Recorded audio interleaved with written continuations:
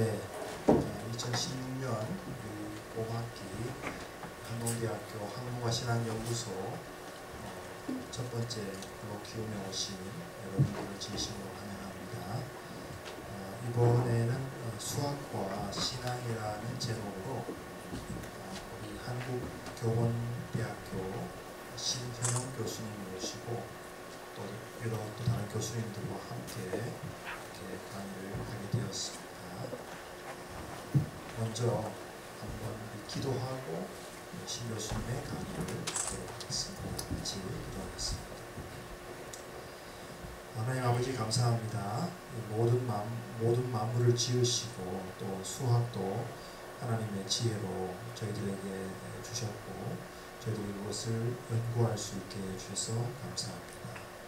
오늘 저희들이 이 수학과 우리의 신앙이 어떻게 연결되고 또 통합될 수 있는지 우리 신 교수님 통해서 듣기를 원합니다. 또 우리 논평하시는 교수님들과의 토론과 우리 학우들과의 질의응답을 통해서 귀한 배움의 시간이 되도록 인도하여 주시고 축복해 주옵소서. 우리 신 교수님 붙잡아 주시고 이 시간 모든 것 주님 의지하오며 예수님 이름으로 기도드립니다. 네, 우리 신 교수님은 지금 청주에 있는 한국교원대학교에서 오랫동안 이제 은퇴를 3년밖에 남기지 않으시는 아주 노교수이십니다. 그래서 큰 박수로 한번 환영해 주시면 감사하겠습니다.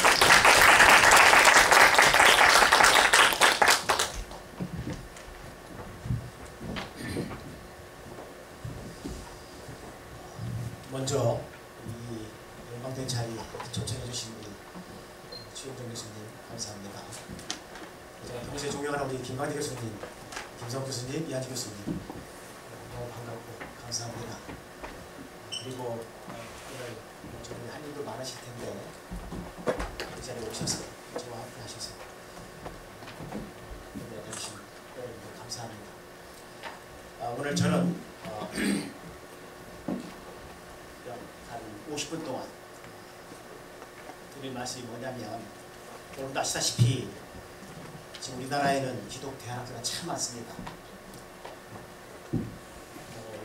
셀 수 없을 정도로 많아요. 그러나 이 기독 대안학교들이 한결같은 고민이 뭐냐면, 과연 이 수학을 우리가 기독 대안학교니까 그 취지에 맞게 어떻게 가르칠 건가, 이 고민들이 많습니다. 현재 뚜렷한 안이 없어서 교장 선생님과 현장의 선생님께서 매우 골똘히 연구하고 계신데, 저희들은 수학자 몇 명과 수학 선생님들 몇 분이 몇 년 정도 더 그러한 필요에 조금이나마 부응하고자 여기서 같이 공부하면서 기독 대안학교에 적절한 수업 모형 한번 만들어 봅시다. 이래가지고 해왔어요. 작년 말부터 우리가 만든 그런 안을 많은 사람한테 발표도 하면서 또 의견도 듣고 다시 또 이렇게 다시 고치고 하고 있습니다. 오늘 제가 고등학생들을 기독 대안학교 고등학교입니다. 학생들을 염두에 두고 만든 12챕터 책이 있습니다. 그 12챕터 중 마지막 챕터를 제가 오늘 말씀드리려고 합니다. 원래 90분짜리 수업으로 만들었는데 오늘 제가 한 40분 정도에 제가 의견을 말씀드릴 거고, 그 보충적인 내용은 오늘 드린 그 핸드아웃에 보시면 아마 될 겁니다. 그래서 오늘 먼저 우리가 이 마지막 그 챕터인데 하기 전에 과연 수학의 가치를 같이 생각해보고 싶어요. 그러기 전에 여기에 있는 밑에가 좀 잘렸네요. 뭐 많이 짧지 않았습니다. 지금 이게 이 플라톤 약 2500년 전 분입니다. 이 플라톤이 아주 유명한 책을 많이 쓰셨는데 그 중에 하나가 국가, The Republic이라는 책이에요. 제가 지금 이 가져온 책이 이 책입니다. 이 플라톤은 이 수학에 대한 굉장히 남다른 그런 인식을 하고 계신 분인데 그분의 얘기입니다. 그래서 제가 이제 딱지를 붙여놨는데 여기 이 파트에 기록된 날 그대로 제가 가져왔고 여기 영어입니다. 뜻은 정말 이 국가의 중요한 일을 하려는 사람들한테 수학은 꼭 필수다. 그런데 이 수학이 그저 뭐 방정식을 풀고 이적분 문제를 풀고 그런 수준을 플라톤은 염두에 두고 같지 않습니다. 어느 수준이냐면 마음만으로도 수학의 성질을 이해할 수 있다. 즉 이 수학이 머리에서 머무는 정도가 아니고 마음까지도 이 수학이 느껴질 정도, 심지어 물건을 사고 파는 상인의 수준이 아니라 정말 보통 국가를 경영하고 이게 국가에 나온 지금 얘기거든요. 국가를 경영하는 그러한 사람들, 더 나아가서 영혼 자체를 위해서 수학을 꼭 배워야 한다. 이게 플라톤의 주장이에요. 마지막이 바로 이것이 우리 영혼이 전화의 단계에서 진리와 실체로 나아가는 가장 쉬운 길이다 하면서 수학을 굉장히 강하게 추천한 그러한 지금 본문입니다. 이 플라톤은 그 티마이오스라는 유명한 그 책에서 그 정다면체가 5개밖에 없다고 언급을 한 사람이 있고 그 밖에 가지고 이 우주의 원리를 설명하려고 했던 그런 철학자이기도 합니다. 어쨌든 플라톤의 이 말을 우리가 기억하지 않더라도 과연 우리 수학의 가치를 말하자 하면 수학자마다 뭐 다양한 얘기가 가능할 겁니다. 저는 이 수학의 가치의 가장 중요한 핵심 단어는 아름다움이다 라고 저는 얘기를 하고 싶어요.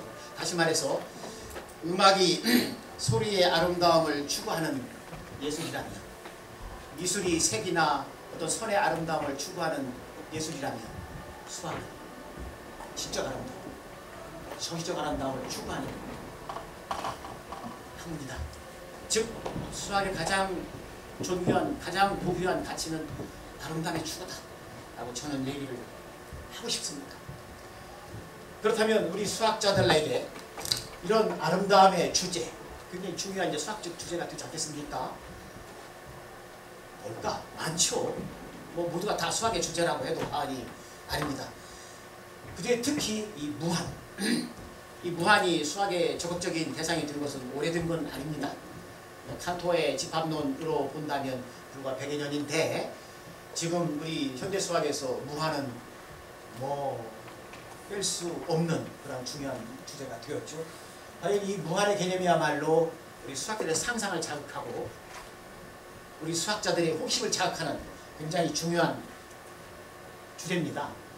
다시 말해서 신비, 이 하나님의 비밀이 있을 것 같고 우리의 많은 상상을 요구하는 그런 주제다 보니까 무한은 자연스럽게 우리 수학의 중요한 주제가 되었습니다. 자, 그렇다면 이러한 수학의 그런 가치나 아니면 다른 것들을 생각하더라도 우리가 수학의 특징을 하라 그러면 역시 많은 답이 가능할 것 같아요.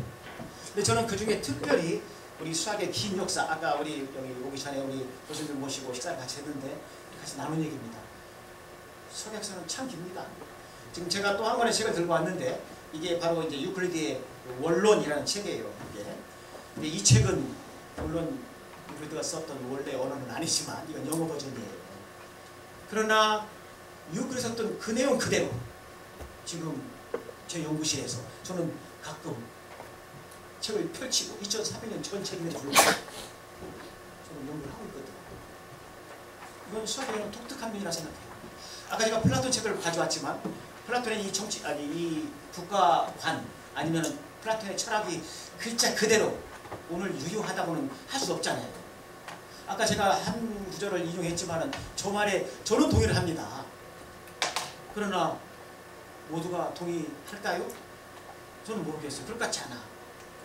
근데 수학의 독특한 성질이라는 것은 그 긴 역사를 가지고 있으면서 4000년 수학이건 2300년 수학이건 100년 수학이건 글자 그대로 오늘 생생하게 우리에게 유용하다는 것이죠. 저는 그 수학이 굉장히 중요한 특징이라고 봅니다. 그러나 저는 오늘 이 수학의 특징으로서 하나 제가 좀 기억하고 싶은 것은 바로 무한을 품는 학문이다. 저는 그 얘기를 좀 하고 싶어요. 신학자들이, 철학자들이 무한을 관념적으로 생각할 수가 없을 거 아니에요. 그러나 그런 학문에서 무한을 수학처럼 정말 본격적으로 어떤 논리를 개발하고 논리적으로 체계적으로 연구하지는 않잖아요. 그러나 수학은 이렇게 집합론, 이건 Theory of Infinity, 무한의 이론이다 라고 할 정도로 무한은 그 자체로서 수학에 굉장히 중요한 거라는 거죠. 결국 이 수학이야말로 이 다른 학문과를 차별할 수 있는 굉장히 중요한 키워드가 아니냐. 결코 무한은 자연과학의 대상이 될 수 없잖아요. 실험과 관찰이 불가능하잖아요. 그래서 이 무한이야말로 수학을 타 과목과 구별할 수 있는 굉장히 중요한 개념이다 라고 저는 자랑을 하고 싶습니다. 그래서 수학은 무한의 학문이다 라고 수학의 특징을 저는 얘기하고 싶습니다. 그럼 이러한 가치와 이러한 특징을 갖고 있는 수학의 학문, 수학의 힘, 이건 뭐 분명하잖아요.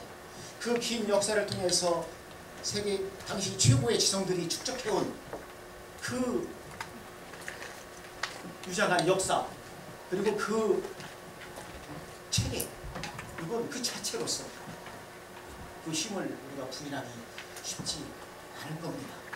그 자체로서도. 자, 그렇다면 이 수학의 힘 중에서 가장 독특한 것은 어떻게 수학은 그 긴 세월 동안에 그 특징을, 그 역사를 이용했을까? 저는 이 수학의 체계, 여기에 있다고 봐요. 바로 유클리드 원론이 우리에게 굉장히 중요한 그 이유는 이 독특한 그 체계, 기술 체계 때문이라고 저는 생각을 하는데, 그게 뭐냐면 우리가 보통 말하는 공리체계라고 합니다. 공리체계. 다시 말해서 예를 들어서 우리가 수학하면은 역시 이 수가 중요하지 않겠습니까? 물론 수학이 수만 하는 건 아니겠지만 역시 수는 중요한 출발이죠. 근데 수 중에서 자연수는 가장 핵심이잖아요. 자연수가 주어지면 정수가 만들어지고 유수가 만들어지고 실수와 홀수가 만들어지고 그 이상의 수들이 만들어지기 때문에 자연수 하면 수의 출발이죠. 그럼 자연수 어떻게 만드느냐? 자연수 만드는 게 아니죠. 그건 공리로 이제 선언을 하는데, 우리는 이제 해안의 공리다 라고 했는데, 그 중에 제가 3개를 오늘 가져왔어요. 여기 한번 보세요. 1은 자연수이다. 어떤 수 x가 자연수면 x 그 다음 수도 자연수이다. x가 자연수면 x 플러스 1은 1이 아니다. 지금 이 2개가 더 있는데 이 3개 보시면 어떤 느낌이 드세요? 너무 썰렁하지 않습니까? 저게 무슨 우리가 진지하게 언급해야 할 주장이냐? 너무 당연한 얘기지. 그렇지 않다는 거죠. 이게 페아노공이 5중에 3개인데 2개를 더 붙여서 5개를 가지고 자연수에 관한 그 깊은 이론들을 저기에 나가잖아요. 우리도 원론은 물론 그래도 원론엔 많이 이제 그 뒤로 많이 좀 고쳐졌어요. 근대에 와서. 그러나 이 책이 출발한 공춘은 5개밖에 안 돼요. 5개밖에. 이 타대로 400개가 넘는 그 많은 정리들을, 예컨대 삼각형의 세 4가지 180도다. 그것도 여기 있잖아요. 피타고 정리. 직각삼각형이면 뒷변의 제곱은 나머지 2변의 제곱하고 같다. 여기 있잖아요. 우리가 중학교에서 배웠던 그 많은 사실들은 그 5개 공준에 기반한다는 거죠. 5개 공준 보면 참 그것도 썰렁해요. 예컨대 2점을 잇는 선이 존재한다. 예를 들어서. 하여튼 자연수 공리가 이게 하는데, 우리 수학의 굉장히 중요한 특징이 이런 몇 가지 기본 약속으로부터 또 수학이 인정하는 그런 논리 전개의 방식에 따라 새로운 사실들을 하나하나 축적해 나가는 그 두문 체계, 이게 저는 수학의 가장 큰 힘이 아니냐 라고 저는 생각합니다. 그렇다면 이 공리계, 아까 그 5개 공리계들이 만족시켜야 할 조건. 그리고 보통 두 개를 얘기합니다. 하나가 뭐냐면 이 무모순성, 어떤 사람은 일관성이라고 번역을 합니다. 뭐냐면 공리계에서 모순을 유도할 수 없다. 이 당연한 얘기 아니겠어요? 아까 5개 지금 공리가 있는데 그거 5개 가지고 이렇게 저렇게 논리를 전개하다 보니까 1 더하기 2가 나왔더라. 이런 상황이 발생하는 이미 수학이 아니죠. 그러니까 이 공리계의 무모순성은 이건 뭐 도저히 양보할 수 없는 전제 요건입니다. 근데 또 하나 요구하는 게 이제 이 완전성인데, 이것은 비록 어떤 공리체가 무모순적이라 하더라도 나약하다.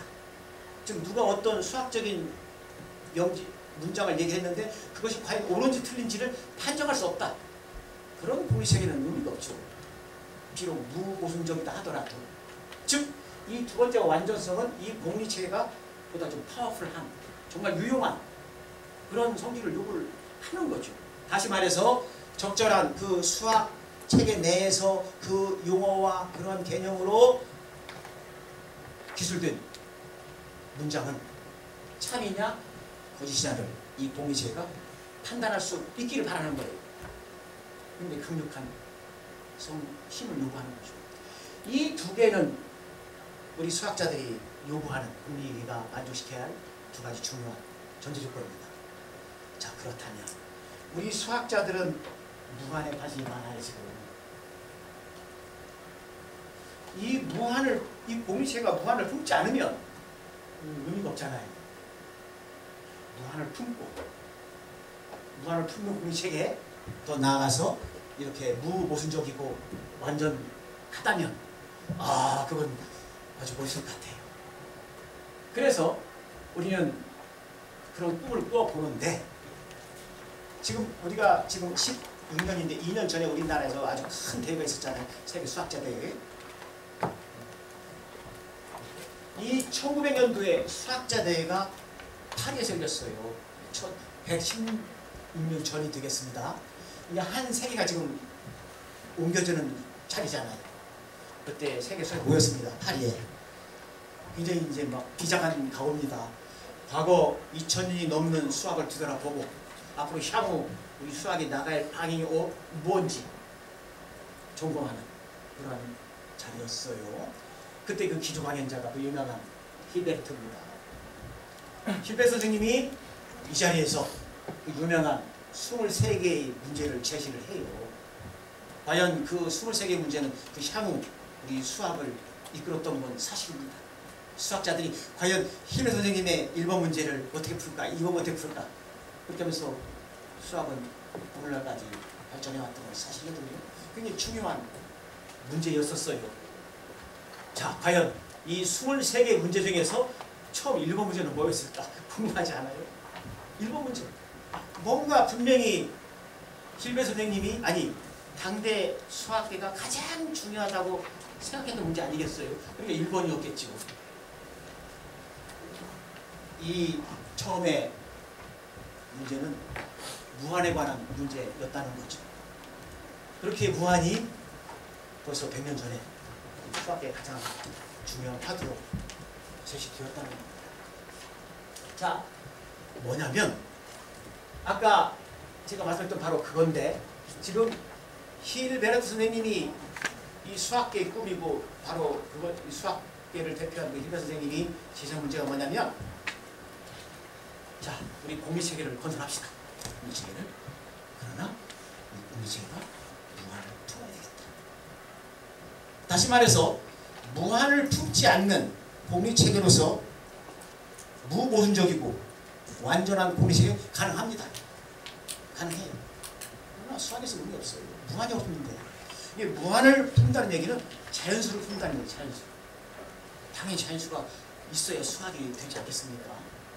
그러니까 힐베르트 선생님은 무한을 품으며 무모순적이며 완전한 공리체계를 건설하자. 이게 꿈이죠. 이건 정말 아주, 이건 이제 저는 이런 상상을 해본 거예요. 뭐냐면 그러한 공리체가 내 손안에 있다면 우리는 강력한 수학을 손에 쉰다. 독립하잖아요. 일단 무한이 내 안에 있잖아요. 그리고 당신 어떤 말이든 이 수학체계 내에서의 언어로 나한테 질문해라. 그러면 그 질문에 옳고 그름을 내가 판단하리라. 그렇잖아요. 지금 완전하니까. 이건 대단한 꿈이죠. 그러면서 이건 이제 우리 수학 역사에 있는 그런 아니고 이제 제 혼자 상상한 거예요. 그러다 보면은 내식 저만 해도 굉장히 좀 미숙할 것 같아요. 다시 말해서 수학자가 세상에서 뭐 대단한 권력이 있지 않겠죠. 예컨대 어떤 판사 아니 판결은 판사들이 할 거고 하겠지만은 진정한 옳고 그름의 심판자는 나다라는 그러한 마음이 들지 않겠습니까?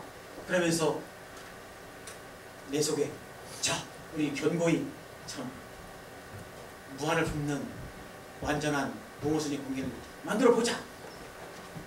세상이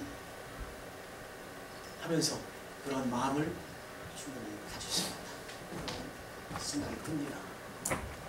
사실 힐베르 선생님이 그것을 그런 도전을 했을 그 당시만 해도 대부분의 사람들은 낙관적이었어요. 그분이 처음 시도한 게 아까 그 유그리드 원론에 사실 지금 수학 관점에서 보면은 좀 문제가 있거든요. 그래서 다시 다 정비합니다. 새롭게 기하학을 힐베르트 선생님이 다시 정리를 하면서 과연 이 기하학은 무모순적이며 완전한 공리체계에 근거할까? 이게 첫 번째 문제였겠죠. 이게 희망적이었던 거예요. 그게 가능할 거라고 믿고 그 자리에서 동료 수학자들한테 도전한 겁니다. 그러나 머지않아 힐베르트 선생님의 이 꿈은 가능하지 않다고 수학이 얘기를 하게 됩니다.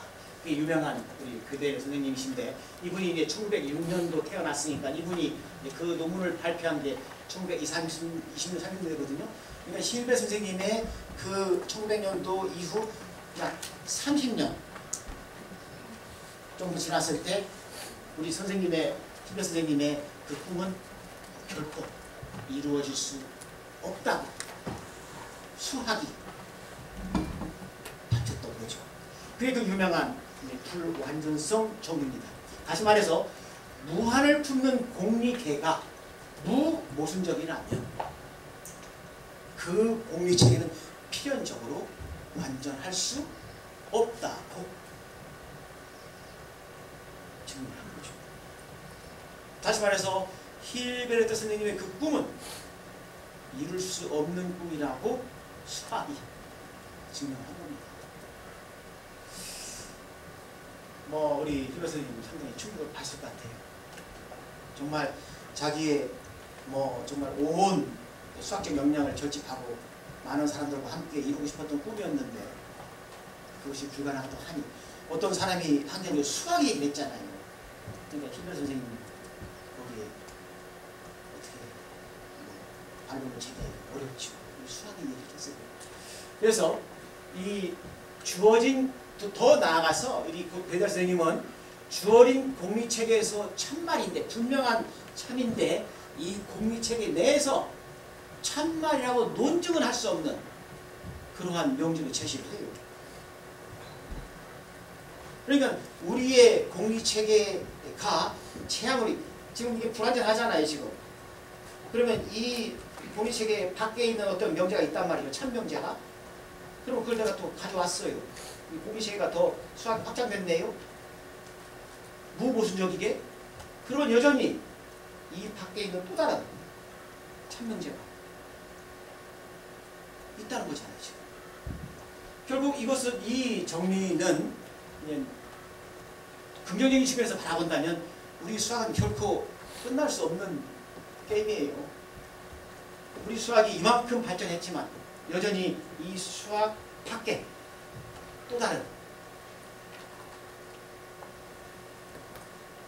참여자가 있다는 거고 그렇다면 우리의 수학은 더 발전할 수 있는 그런 가능성을 우리가 얘기할 수도 있다고 볼 때 이 교대일 선생님의 정리는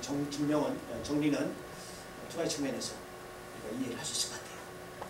어쨌든 이 교대일 브란슨son 정리는 우리 수학계에 상당한 충격이었던 건 사실입니다. 지금 이 그림은 이건 제 그림이 아니고 호프스타터라는 미국의 철학자가 있어요. 현재 생존해 계신데 이분이 교대 바흐 음악가입니다. 애셔 네덜 파란의 미술가예요. 이 세 분의 작품, 하나는 음악가, 하나는 미술가, 하나는 이제 논리학자인데 이 세 분이 얘기하는 얘기가 똑같은 거야. 같은 건데 하나는 논리로, 하나는 음악으로, 하나는 그림으로. 그 유명한 교델 애셔 바흐라는 책입니다. 이게 퓨리처 상을 받은 아주 유명한 책인데 저는 읽다가 너무 힘들어서 못 읽었어요. 교델 내용은 이해를 하겠던데 애셔 바하 쪽 얘기는 이해를 못하겠다라고 아직까지도 책을 못 읽고 있는데 벌써 그 책에 있는 그림이에요. 이 교델의 정리를 설명한 내용인데 자 여기 이 하얀 나무 봅시다. 하얀 나무 이 axioms 그러니까 어떤 이 수학이 갖고 있는 공리체계예요. 이 공리체계로부터 많은 theorem들을 정리들을 참 명제들을 우리가 증명해 냅니다. 이게 지금 하얀 나무예요. 지금 마찬가지로 이건 negative axioms 거짓 어떤 전제가 있다. 그러면 분명히 거짓들이 있다면 그 거짓들로부터 우리는 새로운 거짓 명제들의 부정 즉 거짓 얘기들을 우리가 많이 알아낼 수 있을 거 아니에요. 그들 얘기는 이 하얀 나무와 이 검정 나무 이 중간 이 unreachable truth 수학이 범접할 수 없는 참 명제들 분명히 참인데 수학의 공리체계로서는 리치할 수 없는 이렇게 여기는 분명히 거짓말인데 수학이 기존에 있는 수학 공리체계로서 참 거짓을 아니 거짓임을 논증할 수 없는 그러한 명제들이 있다는 것을 이 그림이 얘기합니다. 이게 이제 호프스타트의 해석이에요. 그 브란슨 정리에 대한 다시 말해서 그 사람 얘기는 이렇게 참 또는 거짓은 수학의 범위 안에 있습니다.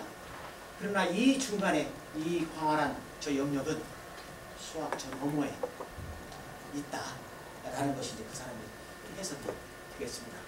저는 이것을 수학의 겸손함이라고 저는 표현하고 싶어요. 수학 스스로의 어떤 이러한 특징 정말 수학 대단하잖아요. 저는 그건 잘하고 싶어요. 대단합니다.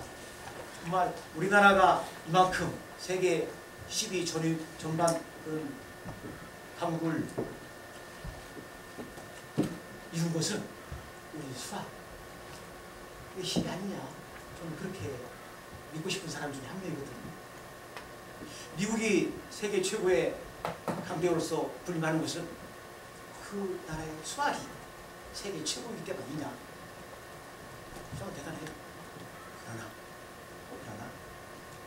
일면 수학은 자기의 한계를 이 공리론적 체계의 어떤 한계를 수학이 모두가 공리론적 체계는 이라는 말은 저는 아닙니다. 대부분의 수학이 이제 그런 체계를 갖고 있는데 그러한 공리론적 체계의 수학의 그 한계를 수학 스스로가 얘기를 하니 그러면서 수학은 겸손하다라고 할 수 있지 않을까요? 어쨌든 수학은 수학적 논증을 벗어나 있는 참 진리가 많다는 것을 스스로 논증합니다. 수학은 수학 이외에 지식에 다른 길이 있다고 수학은 얘기를 합니다. 우리 성경에 보면 나의 생각은 너희 생각과 다르며 너의 길은 나의 길과 다르다. 모르겠어요. 저는 하나님이 생각하시는 그 하나님의 생각 저도 크리스찬이잖아요. 저는 수학을 하는 사람이고 저는 제 나름의 논리가 있고 저는 생각이 있습니다. 그러나 하나님이 생각하시는 그 생각과 제가 생각하는 제 사고, 제 논리가 말하는 것은 저는 같지 않다고 좀 믿거든요. 저는 이 말씀에 대해서 우리 수학은 아멘 하는 거 아니냐 라고 저는 그렇게 해석하고 싶은 거예요. 분명 수학은 오래된 학문이고 인류 지성을 견인하고 있습니다. 훌륭한 언어이고 최고의 문화유산이다 라고 얘기합니다. 분명 수학은 강력한 힘을 가지고 있습니다. 그러나 참 진리, 절대 진리는 수학을 초월한 저 너머에 있다는 것을 우리는 교대의 정리로부터 충분히 유추할 수 있지 않을까 라고 생각을 합니다. 이런 면에서 우리는 수학은 겸손하다 라고 얘기를 하고 싶은 겁니다. 어쨌든 이런 수학의 이러한 모습이 아까 제가 모두에 말씀드렸던 그 수학의 아름다움의 한 그 모습이 아닌가 저는 얘기를 하고 싶습니다. 그렇다면 수학자는 그런데 우리 수학자는 예컨대 저는 다른 것 같아요. 예컨대 우리 힐베르 선생님은 저는 이제 이분에 관심이 많다 보니까 이분의 신앙적인 그러한 배경도 나름대로 좀 조사를 했어요. 근데 제가 조사한 바에 의하면 우리 힐베르 선생님은 개혁교회 리폼 처치 우리 최 목사님 공부하셨던 그 네덜란드 전통의 그 개혁 그 교회에서 세례를 받았고 거기서 잘하셨더라고요. 그래서 신앙의 과정이었어요. 근데 어느 순간 신앙을 버리고 수학 당대 최고의 수학자입니다. 수학에 그래서 어떻게 표현해야 할지 모르겠네요. 어쨌든 수학에 자기의 삶을 어떻게 할까요? 가치를 뒀다 할까요? 하여튼 그렇게 됩니다. 하여튼 신앙을 버려요. 아마 추측컨대 성경적 가르침보다도 그분께는 수학적 명제, 수학적 논리체계, 수학 학문의 그런 어떤 특징, 힘 그쪽에 더 무게를 두지 않았나 생각을 해봅니다. 어쨌든 제가 저를 보더라도 수학은 겸손할지 몰라도 수학자는 겸손하지 않을 수 있다 라는 게 지금 이 힐베 선생님이 이 무한을 탐구하면서 한 얘기가 바로 이 얘기입니다. 칸토 선생님이 우리를 위해서 창조해낸 이 무한의 세계를 힐베 선생님은 패러다이스, 수학자의 낙원이다 라고 표현을 했거든요.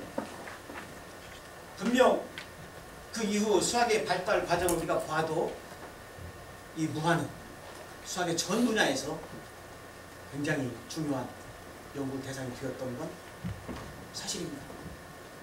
저 말이 틀리진 않았습니다. 수학자들이 나고 수학자들이 마음껏 상상을 하고 마음껏 새로운 사실들을 찾아내고 이 집안론에 의하면 무한의 개수를 세잖아요. 예컨대 자연수 개수는 알파0다. 실수의 개수는 보다 크다. 알파1 예를 들어서 무한을 세고 있잖아요. 무한의 학문 매력적이에요. 역시 패러다이스 저 단어가 그렇게 과장은 아닌 것 같아요. 그리고 힐베 선생님의 기존 신조가 이렇습니다. 우리는 알아야 한다. 그리고 우리는 알 수 있다. 이 수학적 어떤 패기 느껴지지 않습니까? 우리의 이 엄밀한 논리체계, 이 막강한 수학적 힘, 이 앞에 우리가 못할 문제가 뭐가 있겠냐? 우리는 알아야 한다. 그리고 우리는 할 수 있다. 이런 그 힐베 선생님의 이러한 자세는 향후 수학자들을 아주 그냥